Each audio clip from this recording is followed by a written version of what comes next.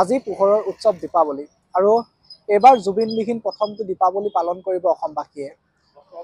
মন থাকিলেও বা এইবাৰ দীপাৱলীৰ আচলতে নিয়ম কিছু পালন কৰিলেও সকলোৰে মনবোৰ কিছু সেমেকা, কাৰণ জুবিন দা প্ৰাণৰ শিল্পীগৰাকীক হেৰুৱাই সকলো মৰ্মাহত হৈ আছে আৰু জুবিনবিহীন আজি 31টা দিন অসমে পাৰ কৰিছে।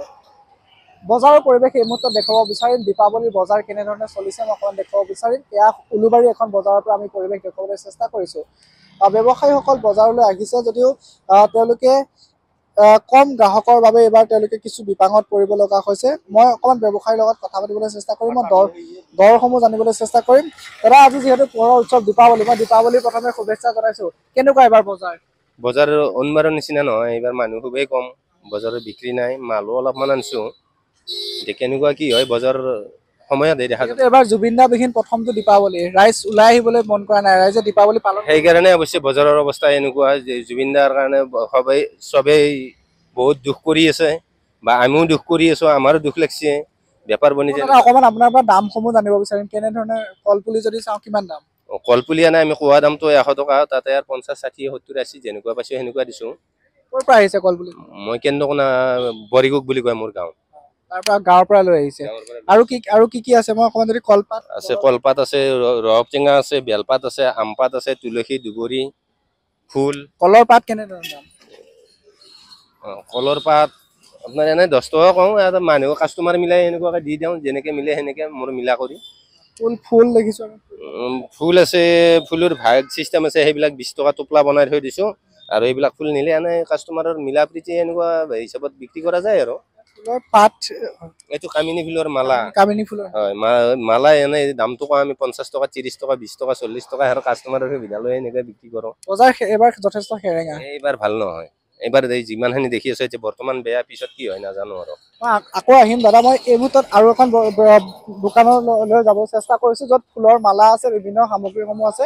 মই দেখুৱাইছোঁ এইবাৰ এয়া তেওঁলোকে যি পোহৰৰ উৎসৱ দীপাৱলী বা কালী পূজা পালন কৰিবলৈ ৰাইজক যি যি সামগ্ৰীৰ প্ৰয়োজন হয় সেই সামগ্ৰীসমূহ বজাৰলৈ আনিছে। মাটিৰ চাকিৰ পৰা ইত্যাদি কৰি সকলোখিনি লৈ আহিছে। বিভিন্ন ধৰণৰ ফুলসমূহ আনিছে, কলৰ পুলি আনিছে, কলৰ পাত আনিছে, কিন্তু এইবাৰ যথেষ্ট সেৰেঙা বজাৰ। মই অকণমান ব্যৱসায়ীৰ লগতে কথা পাতিবলৈ চেষ্টা কৰিম, কিমান দাম কেনেধৰণৰ দিছে মই সেই কথাখিনি জানিবলৈ চেষ্টা কৰিম। মই তাৰ প্ৰাক মুহূৰ্তত আৰু বজাৰ কেইখনমান দেখুৱাব বিচাৰিছোঁ আৰু কেইখনমান দোকান দেখুৱাব বিচাৰিছোঁ।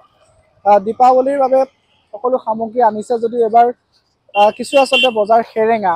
সেই সেৰেঙা বজাৰক লৈ আচলতে উদাস মনেৰে ব্যৱসায়ীসকল বহি থকা পৰিলক্ষিত হৈছে। মই মাটিৰ চাকিসমূহৰ এইবাৰ দাম অকণমান জানিবলৈ চেষ্টা কৰিম। মই তেওঁলোকৰ ব্যৱসায়ীৰ লগত কিছু কথা পাতি দামসমূহ জানিবলৈ চেষ্টা কৰিম। মই ব্যৱসায়ীজনৰ কাষলৈ পোনে পোনে যাবলৈ চেষ্টা কৰিছোঁ। এয়া দেখুৱাইছোঁ আমি বজাৰত মাটিৰ চাকিসমূহ আহিছে, বিভিন্ন যিসমূহ গুৱাহাটী মহানগৰৰ বজাৰ আছে, সেই বজাৰসমূহত এতিয়া বিভিন্ন ৰঙীন মাটিৰ চাকিসমূহ উপলব্ধ হৈছে। জুবিন দা বিহীন প্ৰথমটো দীপাৱলী ৰাইজে কেনেদৰে পালন কৰিছে বা বজাৰসমূহত কেনে পৰিৱেশ, সেই পৰিৱেশ আমি অকণমান দেখুৱাবলৈ চেষ্টা কৰি গৈছোঁ। কেনেকুৱা দামসমূহ অকণমান কৈ দিলে হ'ব? আপোনাৰ মাটিৰ চাকিবোৰ কেনেকুৱা? মাটিৰ চাকি 50 টকা, 40 টকা, এইটো 20 টকা দৰ্জন, 30 টকা দৰ্জন। মানুহ এবাৰ যথেষ্ট কম বজাৰত। বজাৰত মানুহ নাই এবাৰ, চব মানে লৈ যাব। আচলতে জুবিন দাৰ দুখত এবাৰ ভাগি পৰিছে। এয়া আমি দেখুৱাইছোঁ বজাৰত মাটিৰ চাকিসমূহ 40 টকা, 50 টকা এনেধৰণে আচলতে বিক্ৰী হৈছে।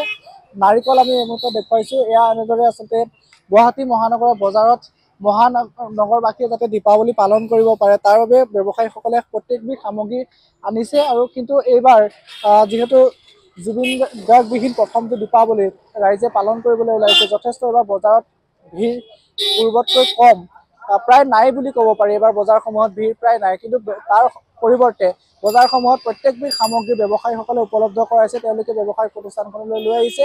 মাটিৰ চাকিৰ পৰা কলৰ পুলি, কলৰ পাত, ফুল ইত্যাদি সকলো সামগ্ৰী তেওঁলোকে গাঁৱৰ পৰা বজাৰখনলৈ লৈ আহিছে, কিন্তু উদাস মনেৰে তেওঁলোকে ব্যৱসায়িক প্ৰতিষ্ঠানখন পুৱাৰ ভাগৰ পৰা চলাই নিব লগা হৈছে।